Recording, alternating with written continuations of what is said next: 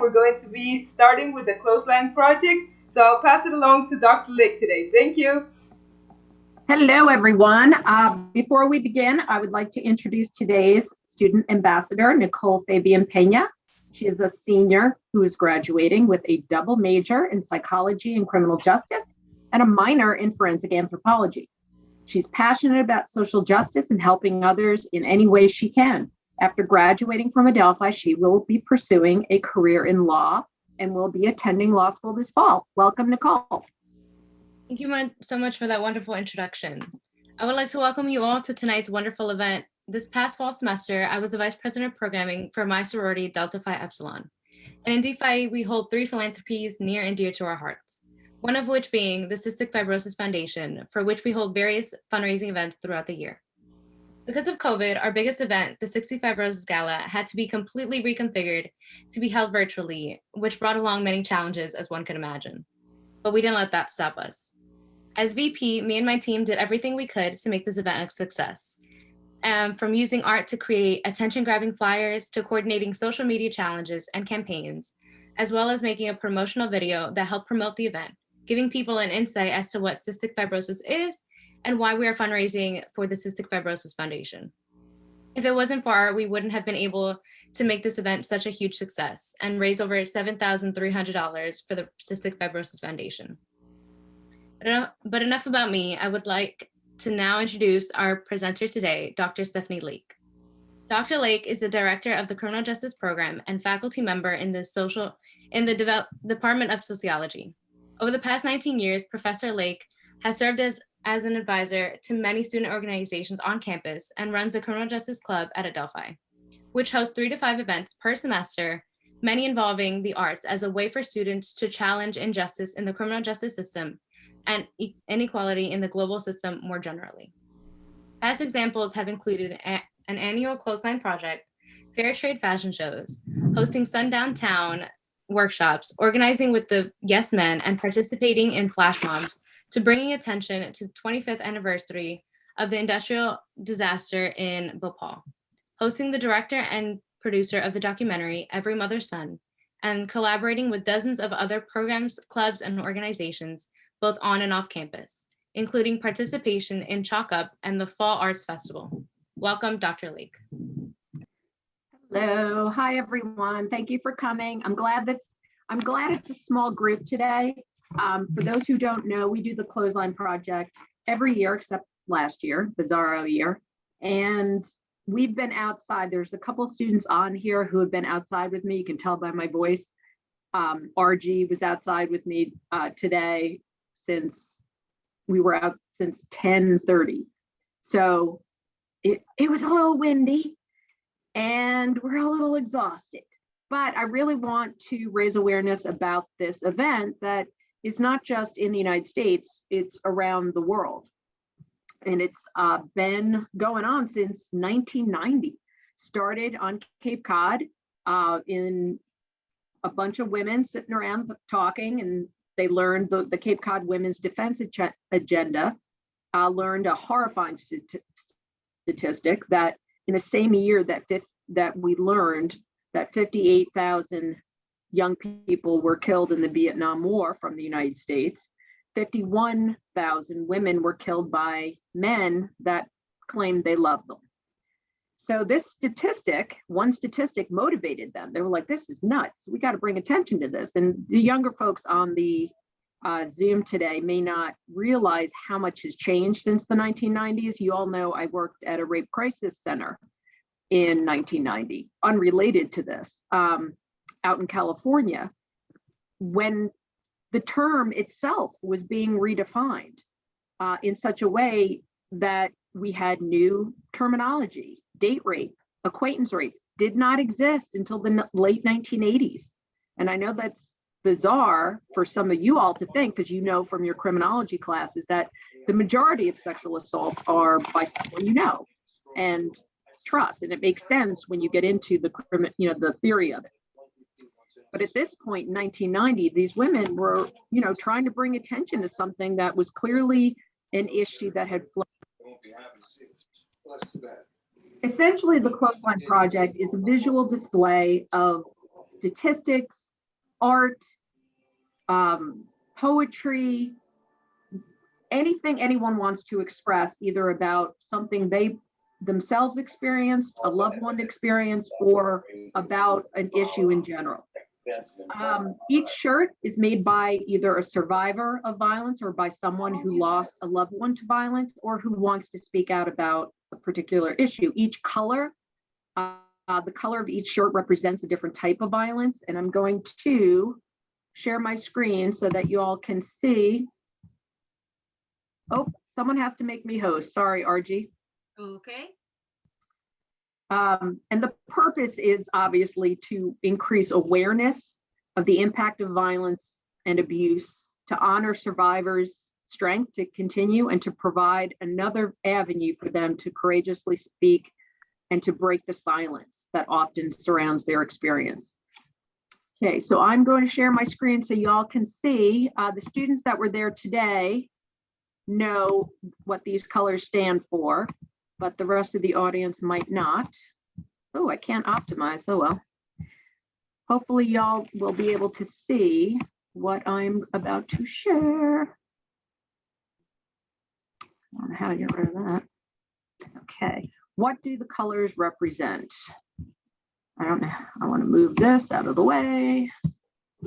Okay, the white shirts, and students who came by today outside on the lawn were able to select from a variety of colors. The white represents someone who died because of violence. Yellow represents a survivor of physical assault or domestic violence. Red, pink, orange, survivors of rape or childhood sexual abuse.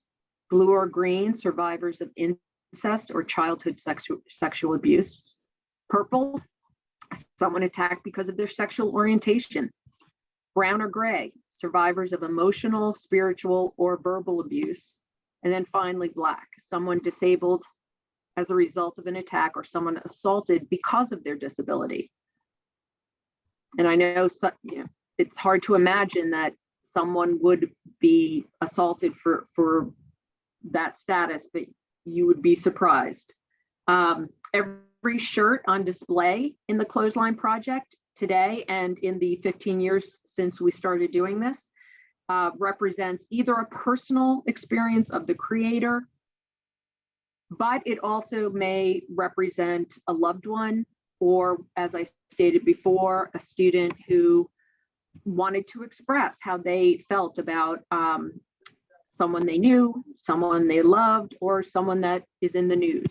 So I have a few pictures from different years, and you can see this was from a few years ago, and some of the students making the shirts, hanging the shirts. We have the colors up here, which represented different types of abuse, so students could see which color they wanted to choose.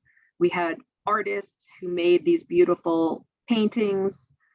Some of the students would make these on the shirts, which were really powerful. I'm trying to get away from this thing up here. I don't know how to get rid of it. This was from at another university. They listed a whole bunch of shirts that were really powerful to read.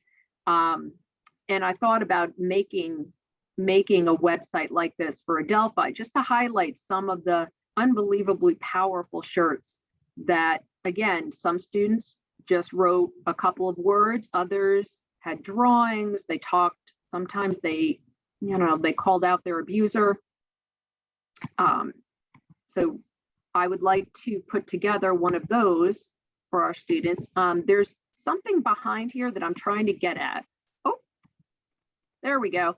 This is from today, the windy day that we had today. And you can see some of the more powerful shirts: live without fear, you are in control of your own life. I had them put up in such a way that I could go from one to the next, but I'm not sure what happened with that. Let me just see if I go. Okay, here we have some students who combined chalk up. I guess this was another windy day. These were former students of the Criminal Justice Club. who participated that day. One of the interesting things we started doing was about 4 years ago. We thought, why aren't we coordinating with Take Back the Night, which is another event where students on campus and around the country try to bring attention to the issue of sexual violence. And so we started about 4 years ago implementing the Clothesline Project on the same day that Take Back the Night would be taking place later in the evening. So what we would do was get the students to help hang the clotheslines all over the walkways. And over the years, we've collected, each year, we usually accumulate in normal years about 30 shirts per year. So we have, in total, about 400 shirts that we've accumulated. And some students take the shirts with them, but a lot of them leave them for the next year. And so I have the students hang them up, and we keep them up all day long. So as students are coming and going from class, even if they're not aware of the clothesline event, you can't not stop and look, because you think, well, this is weird, what's going on? And once you start reading the shirts, and some of them are unbelievably powerful, painful even to read. Some of them are just beautiful, artistic work, but you can't not be moved.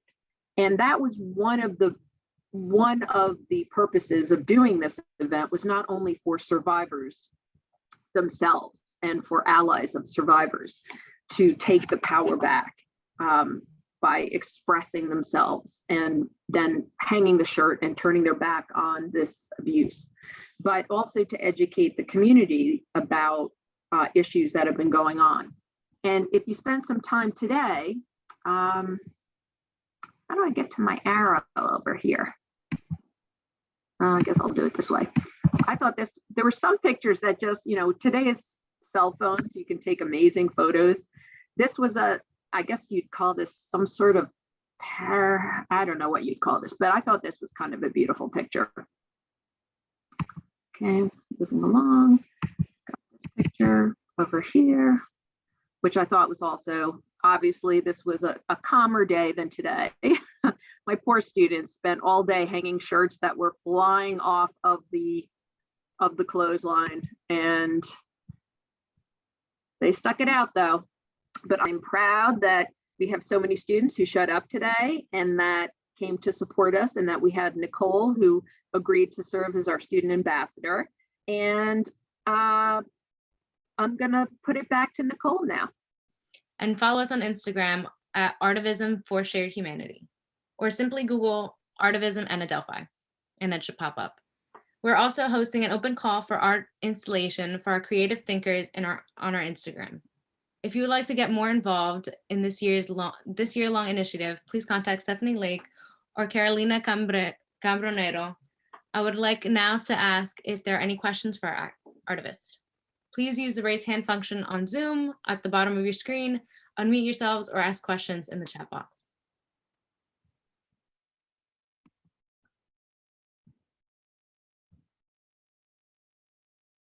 Any questions? And feel free to join us next year. Any organization, we coordinate with the Inter-Greek. Yep, Council. and I will be the president next year, so I can put my email in the chat too.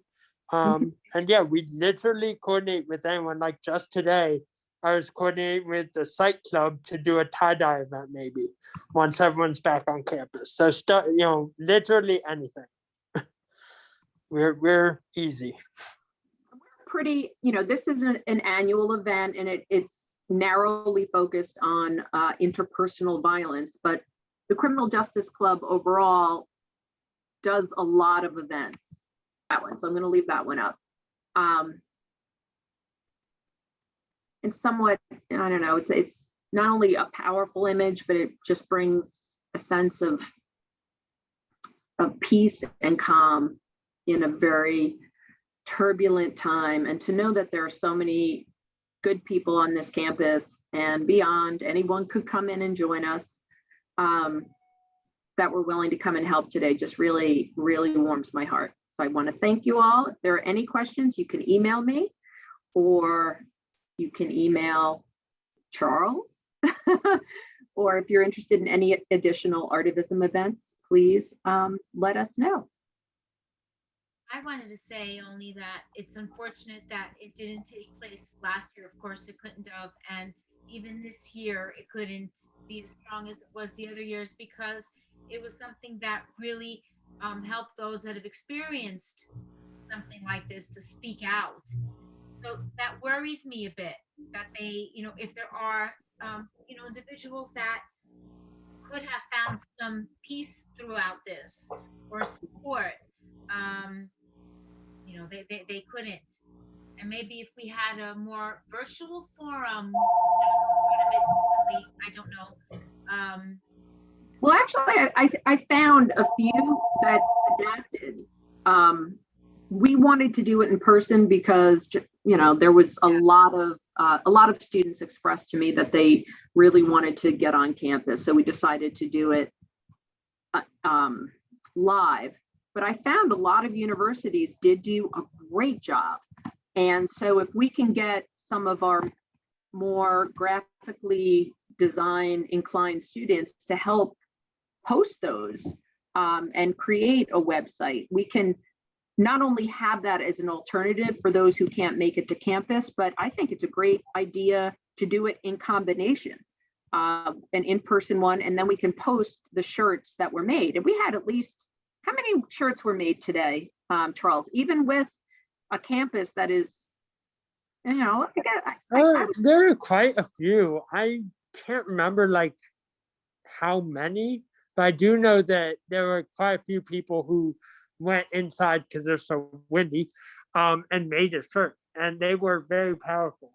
And what RG said with it being therapeutic, it really is. I have never been a survivor, but I've known survivors, and it is therapeutic to have that safe space to talk about it. So I really hope next year we can be more in person, 100%. And you can't get the sense from looking at the pictures, but I would say at least 35 to 40 students came by, and we hung an additional, students made, and we hung an additional, I'd say 20 shirts. And other students, maybe we don't push people, you don't force people to make a shirt, but they hung around. People were coming by and they were like, what's going on? The dogs helped. The dogs always are a lure. But they stayed and they looked at the shirts and they took time, and a lot of faculty. I hadn't seen my colleagues in 6 months, and it was great to see colleagues come by and to, who take the time to read the shirts and to be reminded that we are a community. And that's something that's easy to forget in our atomized world, but also during a pandemic. So this was, I was inspired by it. I'm exhausted, as you can tell, but I was very inspired, and I was so glad to see my students and my colleagues in person. And it makes me feel really good about going forward and doing more of these sorts of events. Thank you, Dr. Nate, for being our artivist today. And to Nicole, let's give her all the excellent for today as our student ambassador and all the excellent work that you're doing. As a reminder, Artivism, the Power of Art for Social Transformation, is hosted by Teachers College, Gottesman's Library at Columbia University, Adelphi University, and Sing for Hope. Now, Dr. Lake, I have a quick question for you there. What do you think triggered that change in the last 30 years? Because we have seen other movements that have taken, centuries, decades after decades, and they're still not at the level. But this one seemed that it had progressed in an exponential manner. So what do you think might be the factors that we could take from that to apply to other fields in law, and particularly in your field, in law, in policy? How can we expedite justice? Well, two really strong precursors to a lot of the legislative change that took place in the 80s and 90s was the very first battered women's shelter and the very first rape crisis center. One was in DC and the other one I think was in Minneapolis. And that had never even, occurred to people that these sorts of things, violence against especially women, but violence in general, interpersonal violence in families or between intimates, was not seen as something culturally that others should be aware of. Even the state took a hands-off approach to violence, especially violence that happened within families. And this dates back to really, I mean, some of my students can't believe when I tell them about English common law, which our criminal justice system evolved from, where women and children were literally the property of their fathers first and then their husbands. You couldn't, as late as the 1960s, and I know some of you think, well, that was so long ago. I was born in the 1960s, so I was alive at a time when women could not take out a credit card in their own name, when women could not take out a mortgage in their own name in this country. And so by the time the 1970s is when you had your first rape crisis center, which obviously proliferated into the 1980s, and the first battered women shelter, people were like, okay, this is something that we shouldn't be just ashamed and quiet about. We need to talk about it, bring it out into the open. And so in the 1980s, I remember when I was in college, we had been taught that rape was, a stranger jumping out of the bush and violently assaulting someone. And I remember seeing a poster it's so funny, the stuff you remember, maybe some students will remember their weird college experiences. And I looked up and I just remember staring at this poster because it was a date rape poster. It was like, come learn about date rape tonight at blah, blah. It was a campus activity.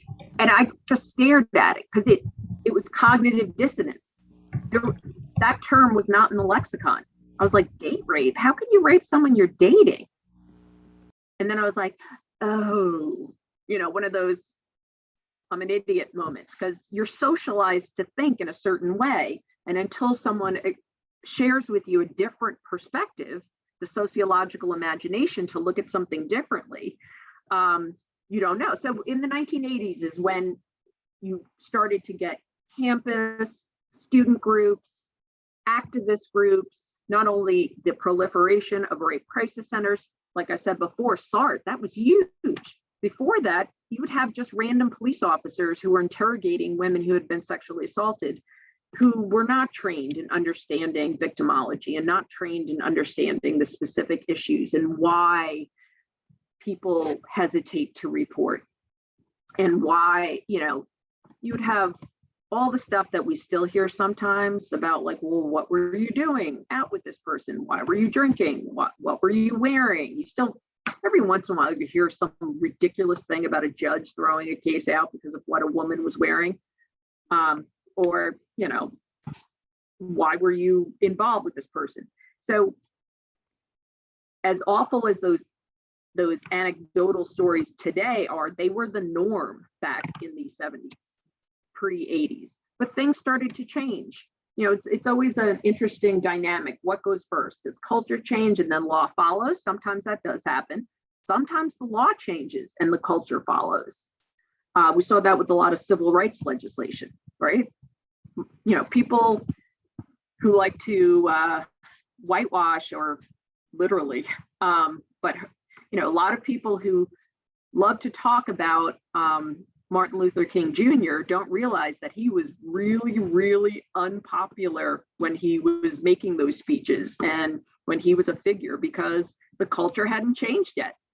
The vast majority of Americans in the 1960s were not supportive of his agenda. And it's only now that, because the rest of the culture took a little while, right? And now it's kind of like, oh my God. But if you look at the public opinion polls from the 1960s and you look at who the FBI had on their radar, they considered him dangerous, because he was dangerous to the status quo. He wasn't physically dangerous, he was a pacifist. And similarly, now my students are like, oh my God, I had a student, because I've been teaching so long, 20 years ago, an older student, because we have that guest scholar program. And we're talking about marital rape, spousal rape. And he had the look on his face that I had looking at the poster of date rape, like, wait. And, he was open enough to voice, like, wait, how can you rape your wife? And it was on the way, it was comforting to see how all the other students were like, what do you mean? Of course you can rape your wife. And then to know that just 20 years ago, it was considered, it wasn't even something that would have crossed people's minds. It wasn't legal to rape your wife until 1980. There was literally something on the books called the Marital Rape Exemption Clause. And it existed on the books in every single state until the first state repealed it, that was Oregon, in 1980. And there were some states as late as 1996, North Carolina, that still had it on the books. And remember, there is no crime without a law stating that something is against the law. And it goes back to English common law, and the church was all wound up with the law back then. And there was some ridiculousness about how the marital contract included sex on command, I guess. And so it was not possible for you to take something that's contractually yours. And I think that's, I don't know, Nicole, do you remember learning about that in our class? And did that strike you as like, Yeah, it was crazy to like, I do, it was like a recent thing, recent development, but I didn't know it was like that recent. That it only happened in the 80s. That that was just like crazy to me. Yeah. And I always, you think back to the big cases, the OJ Simpson case, that we didn't have cell phones back then, but we all watched it on TV. It was weird. We watched like the Bronco chase, which was not a fast chase. We was driving slowly for hours, just staring at a screen. But what came out in that trial was all of the years of abuse that Nicole, the murder victim in that case, that Nicole endured at the hands of OJ. And it wasn't just because he was a wealthy, well-known celebrity. Back then in the 1980s, a woman can call the police saying, I'm being beaten. Can you please come out and help? The police would come out. And because of that weird perception about the castle, the home being like something that the state should not involve itself with, they would typically, and it was usually a man who was the abuser, take the man out, walk him around the block, calm him down, and then send them right back. And that's what happened in every instance. And you saw if you ever saw the pictures of Nicole's face, OJ was a football player. He was this big guy and he beat the crap out of her. And just to know that the standard operating procedure was literally like, okay, I know sometimes, you get into fights with your wife. I understand. Just calm down and go home and apologize. And just to know that that happened for years before OJ ultimately killed her. And that was the norm. I never want students to I don't want to ruin things for people. I mean, I think our whole field ruins so many things for people, but I tell them about some of the rituals that you don't always think about, right?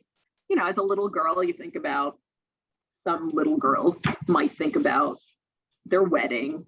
I didn't, but I remember some had like that wedding book with like pictures of what their dress would look like. And I don't know. People have all kinds of weird stuff. But when I tell them that, well, actually, there's some vestiges of weirdness in there, like the father walking his daughter down the aisle and handing her over. Why the woman wears white.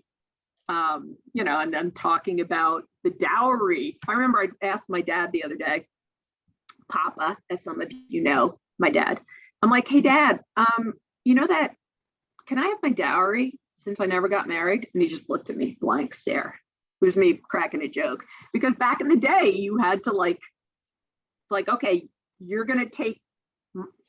taking this person off my hands. So I'm going to give you a gift. It could be a pile of money, or it could be a cow, or it could be paying for the wedding. And that's the reason why the woman's in English and American culture until recently. It was the woman's family that paid for the wedding. And that was all that just ridiculousess. And that obey part, that weird part in the vows. What's that all about? So anyway, just some interesting stuff. I like seeing, I've lived long enough that I'm lucky enough to have seen some really important changes that have taken place. And I tell students, I was born in 1967. It was illegal. There was no federal law outlawing anti-miscegenation laws. In Virginia, my home state of 20 plus years, it was illegal for a African American and a quote unquote white person to cohabitate, much less get married, which means that Barack Obama's parents would not have been allowed to get married in that state. And that's nuts. I was alive when that was a thing. I mean, does that blow your mind? It's kind of like, wait, what? Well, And people actually went to prison. They literally went into the bedroom of the Loving family, just coincidentally, that was their last name, and arrested them for being married. that was a Loving v. Virginia. movie. What was that? That was a movie, no? Yeah, they made a movie out of it.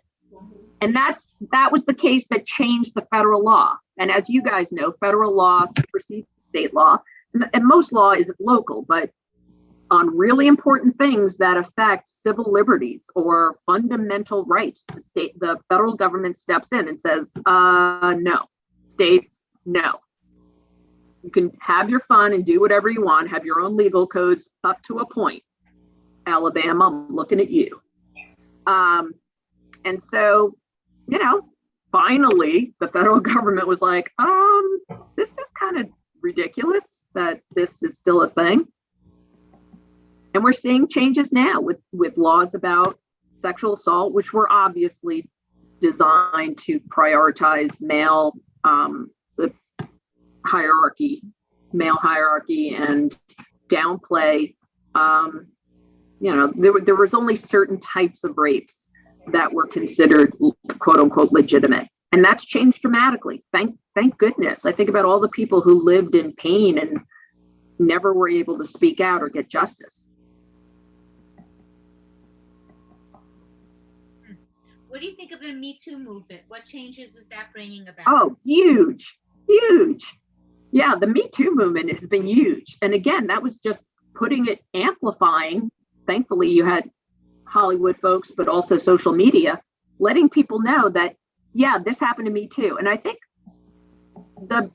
Charles is here, but the other male students in my classes, when we tell them what our regular practice is for like walking into, if you're in an empty building or a building that's not populated and you get on an elevator, or if you go into a garage, or if you going running and it's starting to get dark, and you get that anxious feeling in your stomach and you hold your keys and you never run with I don't run anymore, but when I exercised, I don't exercise with I used to, not the pods that we talked about earlier, but the ear things, because you have to be aware. And they're like, wait, what? You don't go running at night because you're scared? And it's like, and every single woman is like, yeah, and just knowing that the way we navigate the world is very different based on our socioeconomic status, our race, our gender, and the fear that some people have just existing. Part of what we did as an Adelphi chapter of the Clothesline Project is that a few years ago, now I think the national organization includes transgender and gender nonconforming individuals as obviously, they are targeted for abuse, as we've seen in recent cases. Originally in 1990, the movement was conceived as only focusing on women, but now, all interpersonal violence where people are targeted because of some characteristic that is just, breathtaking. So Yeah, we've seen a lot of change, and and it's good. And the Me Too movement, I think, has been extraordinary And because I also think that if you have 100 people saying me too, there's probably at least double more that are still afraid to say me too. yep, yep. That's not even the real number. Oh, not even close. And 'Cause it's one of those things where you're like looking around and people are going, yeah, that happened to me too. That happened to me too. And you're like, oh my God, I'm not alone. yeah. And that's Well, really powerful. You know, it's on the one hand horrifying when you see the sheer numbers of people who have experienced stuff, but then you're like, wait a second, maybe I can speak up. Maybe people will take me seriously because you can't deny all of us. No. This Me Too movement also brought it to the global level. Yeah. And in that note, I would like to ask if anyone on the group or you, Dr. Dave, any comments in regards to the Ciudad Juarez feminicides that we hear so much in the border, with Mexico. That is a terrible topic. But, some people, like here, perhaps in the US, we have had more policy change. But there, that is right across. And you Yep. see what happens. And that, I believe, is not at the same rate of changes that we saw it here, correct? No, and it's not just because it's over the border in a different country that maybe hasn't embraced some of the changing cultural norms. It's because of the system that the U.S. has imposed, and it's a lot of the assault that takes place. And for those who don't know, and many years ago, we did a lot of events on sweatshops, and it's the idea of exploitation. So if you have a garment company, for example, where you make shirts or you work, let's say Walmart or Nike or something, you have to abide by US laws if your factories are in the United States. So we have this thing called borders. So you have a border, and literally on one side of Texas is Ciudad Juarez. And so you can have these people who are desperate for work, who need money, who are working for almost nothing, in horrible working conditions, in what I would consider sweatshop conditions, who are not only exploited at work by these American companies for the most part. I mean, a lot of people don't always put that together. It's American companies who are by and large exploiting these women, but it's also Americans who are sexually exploiting these women. We all know when you're vulnerable, when you're powerless, you're a target for those who would exploit. They always have, right? And that's why the rate of sexual assault along the border, and these are the individuals who are the least likely to report it, because they have these jobs and without protection. Oftentimes it's their supervisors, it's the people who make sure that people are working to create the profits for the American companies, and it's horrendous. And the sexual assault rate along the border is through the roof, precisely because you have a lot of people preying on the powerless, the people who have the least ability to they can't just say like, oh, I quit. They don't have a lot of options. Again, because of US policies that have decimated companies and the economy in other countries. Exploitation. The bottom line is exploitation. There's the micro, when you look at the exploitation of women for their labor and sexual exploitation, and then there's the macro, when economies of scale exploit the resources and the labor of other countries. So it's a complicated, this stuff is complicated, but it's important to understand that these things don't just happen. It's not because people who work at these factories are like, oh, well, they don't really care about this stuff. No, it's exploitation. They don't, and it's often by Americans on the border. who are doing that.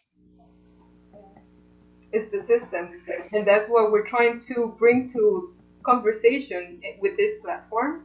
In various topics, you will see throughout the series how we try to dismantle those systemic oppressions that are in place.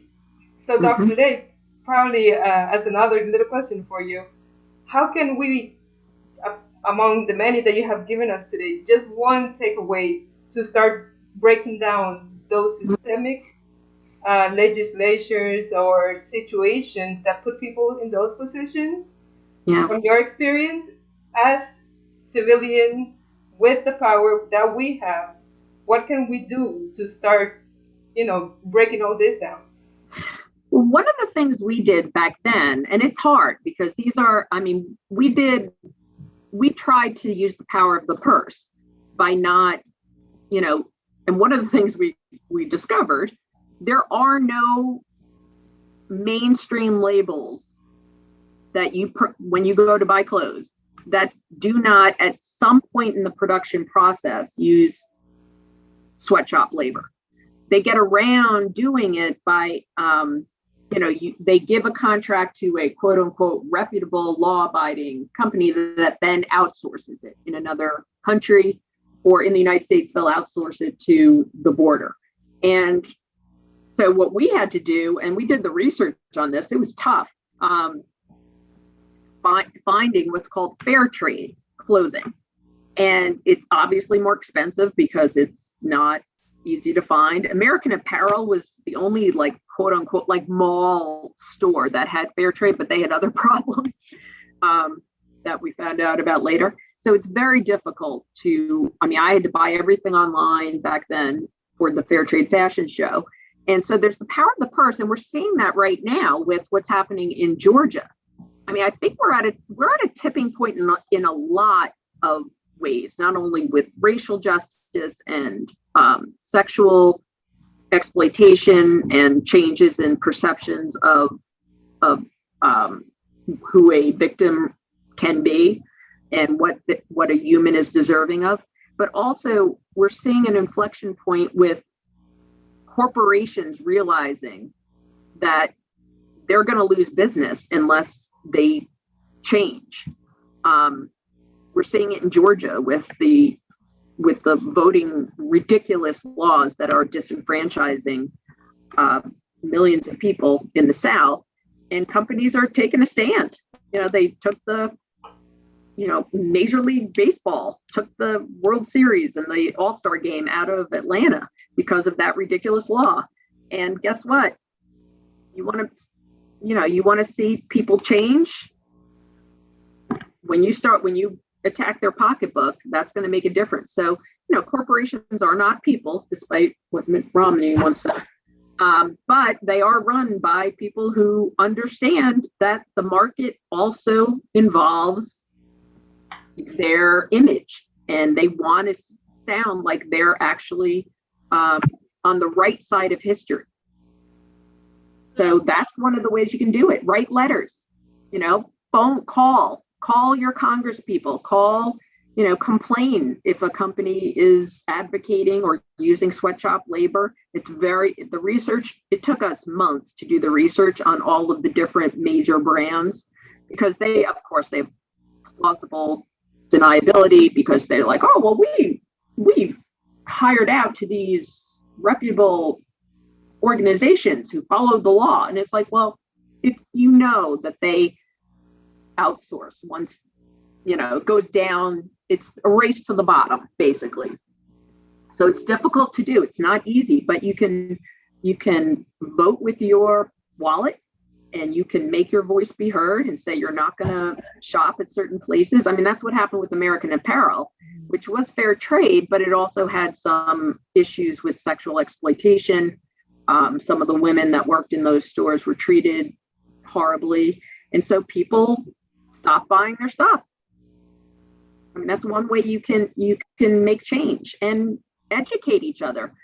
I didn't know a lot of stuff when I was your age about all of these issues, and people clued me in. I learned from not just my professors, but I went to events where they talked about issues that they were not teaching yet in academia. They weren't talking about date rape, and I didn't learn about any of that stuff in college.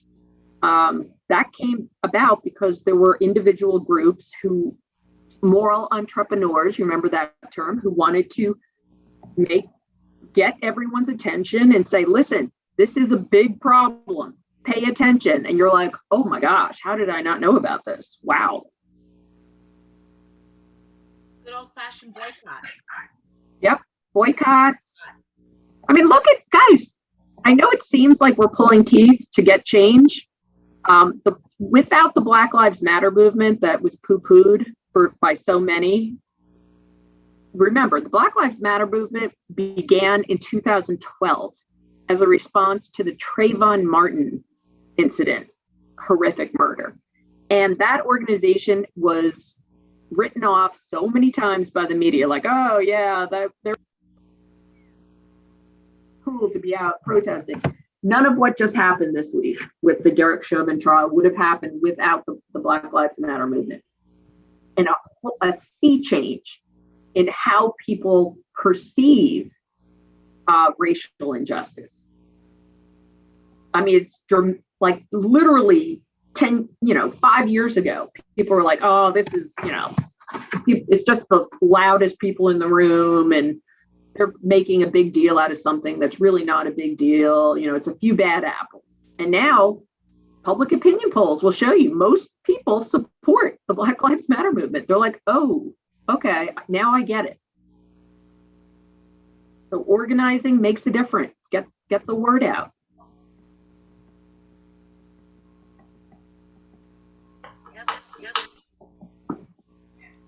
Good work. Good work, team. Thank you, Dr. Lake. Wonderful, as always.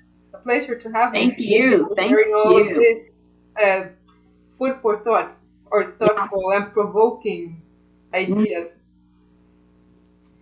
Great. And if you have any questions, reach out to me. I'm hoping to get more pictures up. So hopefully I'll get those up. I just haven't had time because we just ran in. And thank you, Charles. You're the best. Is Charles still there? Yeah, he's there. Yeah, I'm here. I'm driving on the southern state right now. Oh my in God. traffic. What did I say about driving and Zooming? I'm sorry, but I have to get back to McGowan's test. So. Okay. But yeah, no, it was a great event. I'm really happy I'm here. But it's, what can you do? So Mother Nature. It's also Earth Day, so maybe it was, Earth Day, just coincidentally. Yeah. Focus on the road, please, and drive safe.